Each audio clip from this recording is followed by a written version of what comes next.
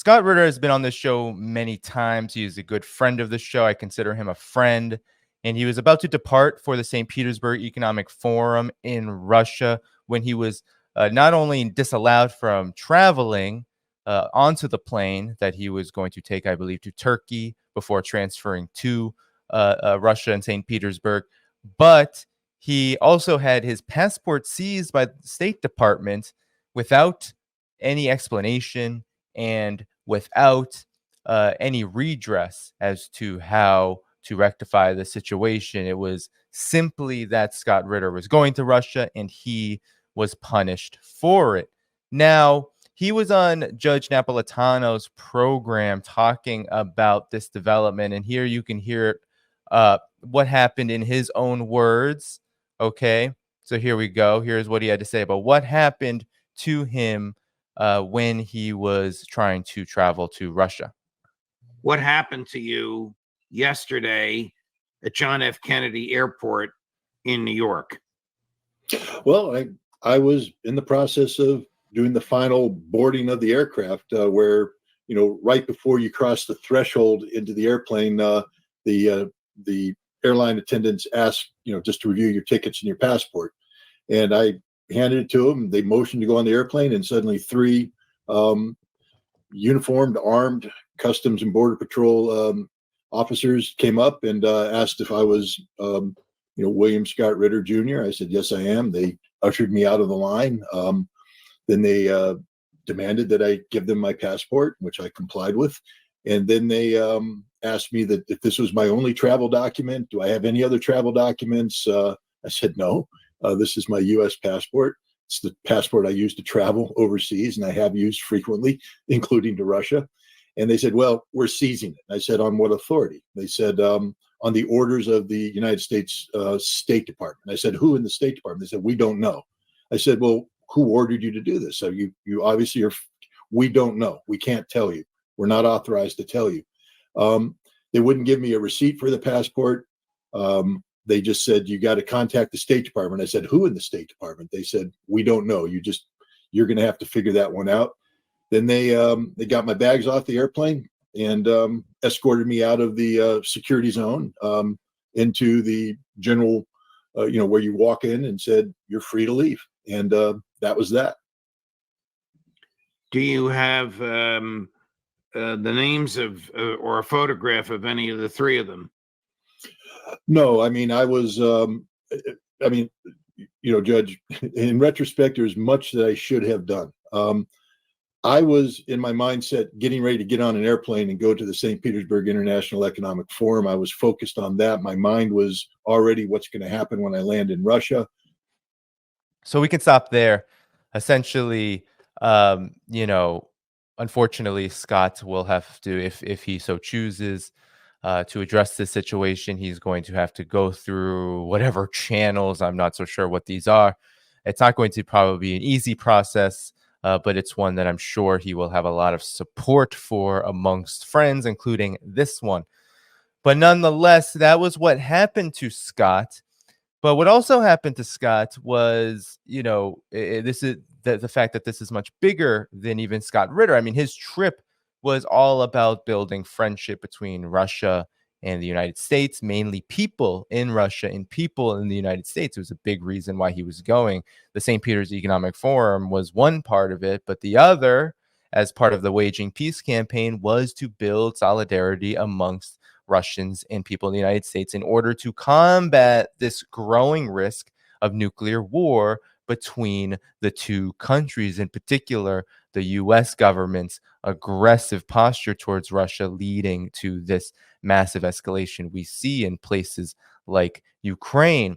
But nonetheless, we should look at how, and now this hasn't been reported extensively in the Western mainstream media, but I want to show you a few things. I want to show you first how Russia responded to this. Okay, so first, Russia said that the U.S. is an enemy and calls U.S. an enemy for the first time, previously referring to Washington as unfriendly states or opponents. Dmitry Peskov used the word enemy, and this was in reference.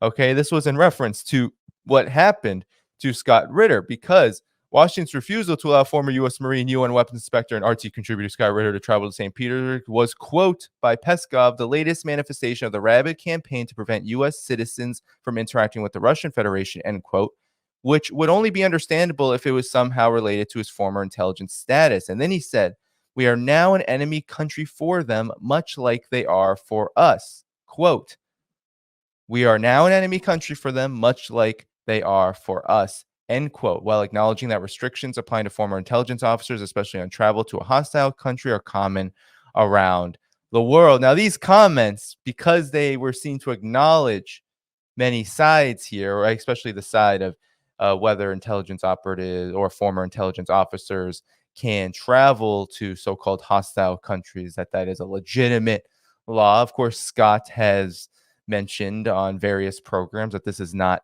the case at all, or at least he has no idea why they exactly took it, but he has been to Russia before. So if this were truly the reason, then he could have been told, and he could have been there could have been action taken against him as such much earlier, because this isn't his first go round to Russia. Now, here is the Daily Beast. This is the one art, and this is how shameful the Western mainstream media is. They're not really covering this, but even though it is an egregious violation of someone's right to travel legally, right? Scott Ritter had the legal right to travel. Not only this, but it is against so-called constitutional rights, freedom of speech, freedom of movement, given that Scott Ritter was doing this on a very intentional basis. He wasn't going to Russia to just vacation. He was going to build diplomatic goodwill, to build relations of peace between the two people. But here it says Moscow throws Putin fanboy under the bus. Scott Ritter. This is how they think of people like us who try to tell the truth about what is happening in Ukraine. And then it says, okay, we're not going to get into the Scott has mentioned on programs like Jimmy Dore's these so-called sex offender status and how it is based on nothing. I mean, I actually was very enthralled by his story of going to prison and having to go up to the gangs who do not look at sex offenders very well, showing them the facts of the matter, and them actually being convinced that there was absolutely nothing that he did wrong. But nonetheless, that is not something we need to get into. The fact is that they're trying to say that Dmitry Peskov threw him under the bus. It says he played down Ritter's claims. He told Reuters that details about the situation were not clear and that there was nothing unusual about former intelligence officers facing travel restrictions.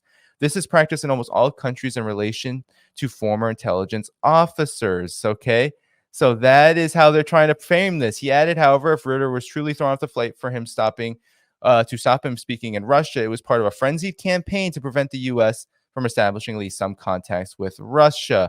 So that is how they tried to frame this, that he's thrown under the bus, when in fact Dmitry Peskov did no such thing. Dmitry Peskov was simply acknowledging, because he represents the state of Russia, he represents the government of Russia, so he is acting almost in a diplomatic role. He is acknowledging that because Scott Ritter has an intelligence background, that if this were the case, that the United States was trying to limit his travel based on a hostile country being the target of destination, then that would be, at the very least, something that's plausible.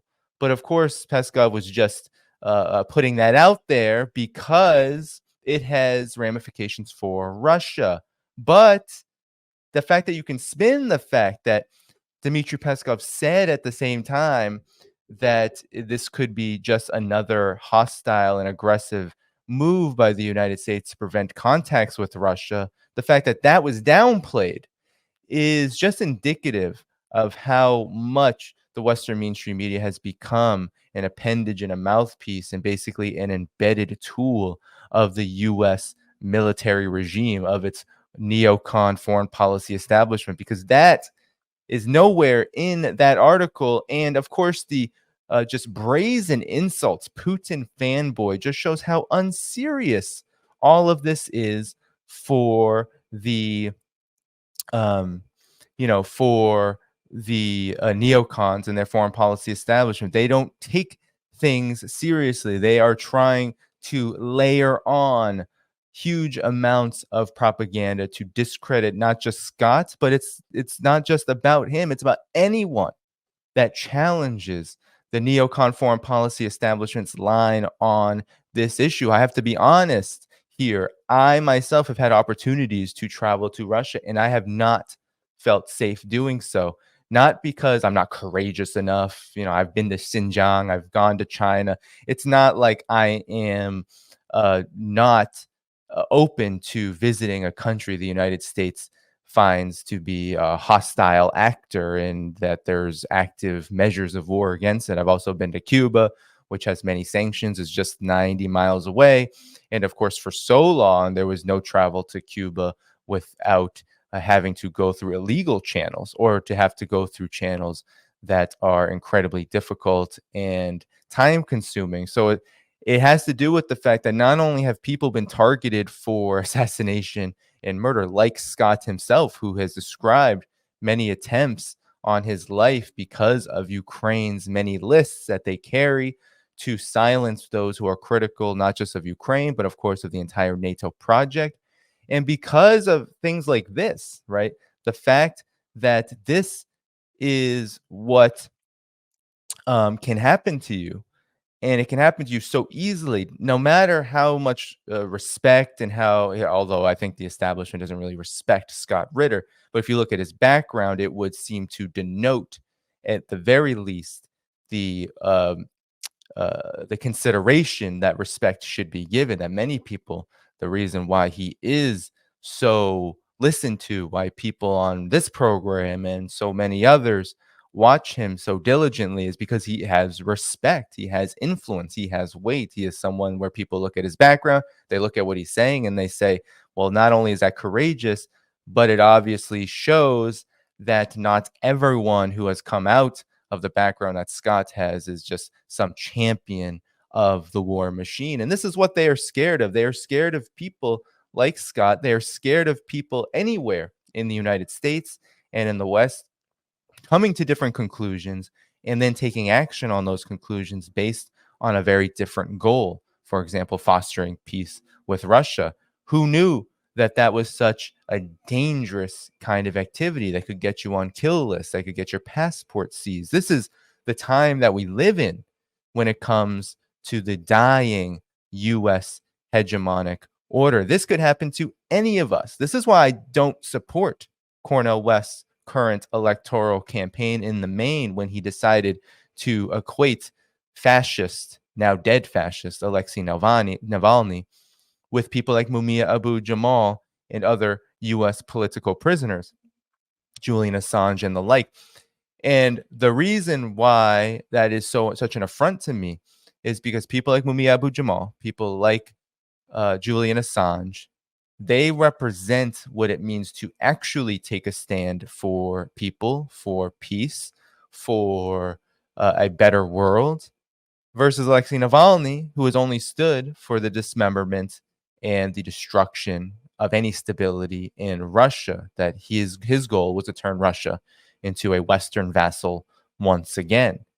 And so people like Scott, who have a very concrete goal when it comes to this US-led and driven war effort, with the help of its primary institution of aggression toward Russia, NATO, the fact that he is looking to combat that, to build an actual movement, one that includes people in the United States interacting with people in Russia, that is the kind of people-to-people exchanges that I advocate, that I boost, that I want to see happen to a larger degree, because it will ultimately be the people of the United States who will have to change the overall world situation when it comes to these endless wars. Because as much as China, as much as Russia, as much as the multipolar world can climb out of the abyss that is left by this world order led by the US, it is ultimately the people of the United States that are going to have to put that final nail in the coffin and build something better. People to people exchanges are really, at this moment, the only way that people can learn firsthand the truth behind the lies. Because While people can hear it, they can listen to someone like Scott, they can listen to me, they can listen to others who travel to so-called adversarial countries and show the truth that these are human beings, that they're trying to build something on their own, no matter if you think it's perfect or you think it's good or you think it's bad, that these are people who deserve to exist, who deserve to build a world order, who deserve a shot without the threat of war to compete with the United States for the overall mantle of leadership in the world, that it's up to the people of both these countries and the rest of the world to make their own decisions. That's what self-determination is. That's what international law is. A world that is governed by the prevention of aggression, unilateral aggression. This is what they're scared of with Scott. They are so scared that someone like Scott Ritter will upend these efforts. And you know what? It is working. I think that's one of the reasons that this happened. It is working. It has worked because not only is this trip going to happen at some point, but it just shows that there is such interest in some activities like this that it is enough to not only get on the US's radar, to Blinken's radar, or whoever called on this assault, but it also shows that it's not just on their radar. It is seen as a direct threat, one that has to be prevented and stopped, or at least attempted to be prevented and stopped. So, of course, we can talk about the egregious affront to Scott's human rights, to all of our human rights when something like this happens. That is definitely true. But we cannot also forget that this wouldn't have happened if Scott was traveling just to Turkey, or if he was going to Western Europe, if he was going to a NATO country and just deciding to talk to people there to be. No, it most likely wouldn't. Although, given the rabidly aggressive and just complete and utter control that the U.S. has over NATO states, who knows what would happen to people who speak truth like Scott in a country like, let's say, Poland. There's a lot of nefarious activity there. But nonetheless, the point here is that it wouldn't have happened if Scott was just going on vacation to some a Caribbean island or something like that. No, it was because he was going to Russia, and it was because he was going to Russia with a particular aim.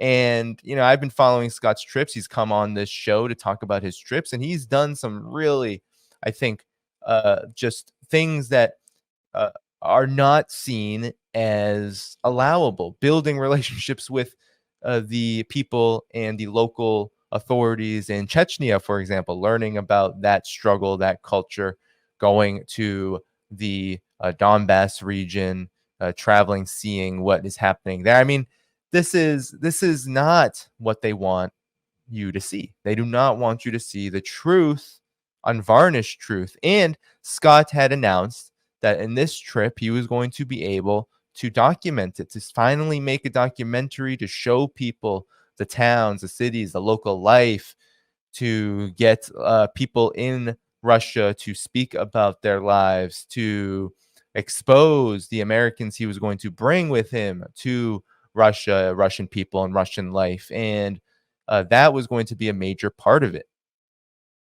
Yeah, on the face of it, not a threat. When you just say it out loud, you think that is not something that should be seen as a threat, but it is. This is serious. This is why there is a war footing right now between the United States and Russia. It's as a war footing. It's because the US obviously has such an agenda. The political class, of course, the current Biden administration, this has to be seen as his war because of this war that is being built up against Russia. There can be no tolerance to a certain degree, especially when to a certain degree of speech, of actions that counter the neocon foreign policy establishment. Because when those speech and when those actions, when that speech and when those actions go to the level of confronting the very basis for these wars, starts to break the barriers that war propaganda are supposed to propagate, separating us from people around the world, getting us to think that those people are not human, getting us to think that those people are inferior, and then allowing such reckless policies to be tolerated. Well, all of this is to say that when these actions do that, when someone decides, or an organization or a group of people, a movement, etc., decide, well, that is when the ultimate hand of the state, big brother, repression, all of that comes into play. So we will have to continue to follow this development because I'm sure there will be much more. I'm sure Scott Ritter will be on this program to talk about it. Actually, I have him slated for Monday, June 10th, so save the date. Lots of streams coming up on this program, announcements to come. But I just wanted to make those initial comments on this matter because I wanted to respond to it in a timely manner and just know that this channel, this work that I do here, is completely opposed and completely against these kind of actions, stands against them totally. And for all of the truth that we need to tell about what Israel is doing, what NATO is doing in Ukraine, what the US is doing in Asia, and all of the various flashpoints, geopolitical flashpoints, all of that should be within the realm of free speech. But as I've said many times before, free speech has always been rife with exceptions because the people who hold power in the United States are the ones who believe they're the arbiters of it, that it's not the people who are arbiters of it. It's not their decision what is free speech and what is considered targeted speech, punishable speech, speech worthy of repression. That is in the hands of a very tiny few and their establishment politicians and state operatives who do their bidding. And that is the situation we find ourselves in.